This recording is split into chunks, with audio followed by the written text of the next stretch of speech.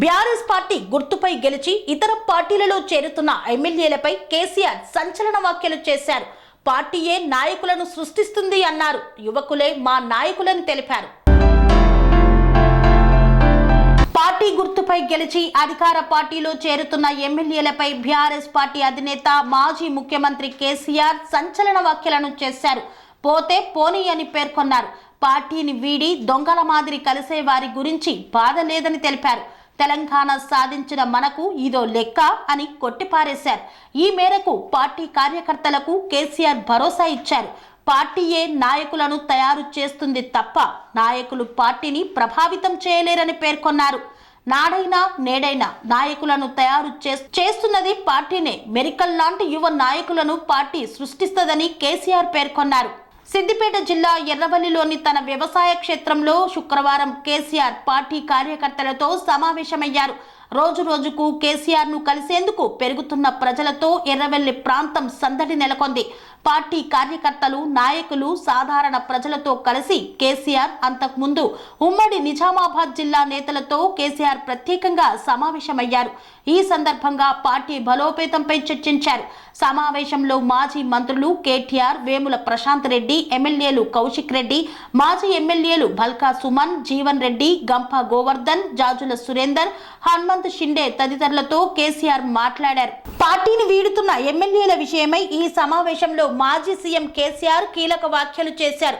రెట్టించిన ఉత్సాహంతో ప్రజల ఆకాంక్షలకు అనుగుణంగా పనిచేద్దామని తెలిపారు. ఇంకా నెరవేరని ప్రజా ఆకాంక్షలను భవిష్యత్తులో నెరవేర్చే సత్తా, డెప్త్ మనకే ఉన్నదని స్పష్టం చేశారు. సమైక్యవాదులతో కలబడి నిలబడి అత్యంత కష్టతరమైన తెలంగాణ రాష్ట్రాన్ని సాధించిన బీఆర్ఎస్ పార్టీ శ్రేణులకు ప్రస్తుతం నెలకొన్న పరిస్థితులు ఒక లెక్కనే కాదన్నారు.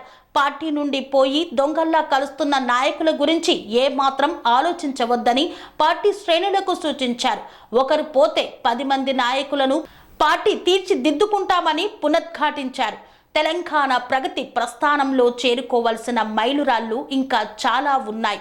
ప్రజల ఆకాంక్షలు, కలలను నెరవేర్చగలిగే అవగాహన మనకు మాత్రమే ఉంది.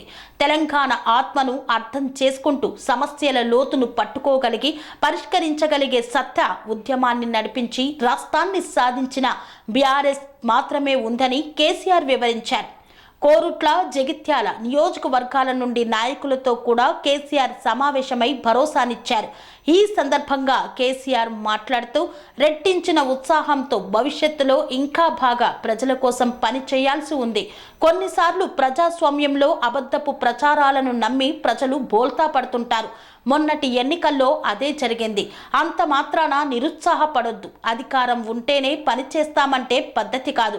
మనం ఏ హోదాలో ఉన్నా కానీ ప్రజల కోసం పని చేయాల్సిందే అని స్పష్టం చేశారు. స్వామి బోధానంద గోసేవ ఆశ్రమం, సైదాపూర్. జ్యోతిష్యం, వాస్తుశాస్త్రం మన పూర్వీకులు మనకిచ్చిన వరం.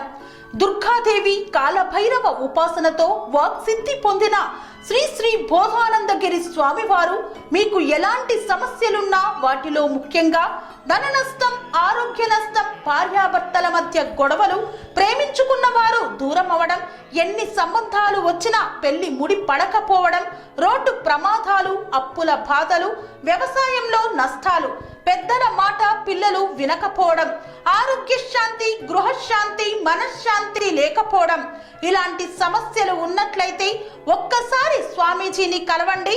మీ సమస్యలకు తగిన పరిష్కారాన్ని పొందండి. అంతేకాక అన్ని రకాల వ్యాధులకు గోపంచగవ్య మరియు మూలికా వైద్యం చేయబడును. నమ్మకంతో రండి, ఆయురారోగ్యాలతో వర్ధిల్లండి. మా అడ్రస్ స్వామి బోధానంద గోసేవ ఆశ్రమం, సైదాపూర్, వీరభద్రస్వామి గుడి దగ్గర, యాదగిరిగుట్ట. సంప్రదించవలసిన నెంబర్ 9849213754 మరియు 9618034138.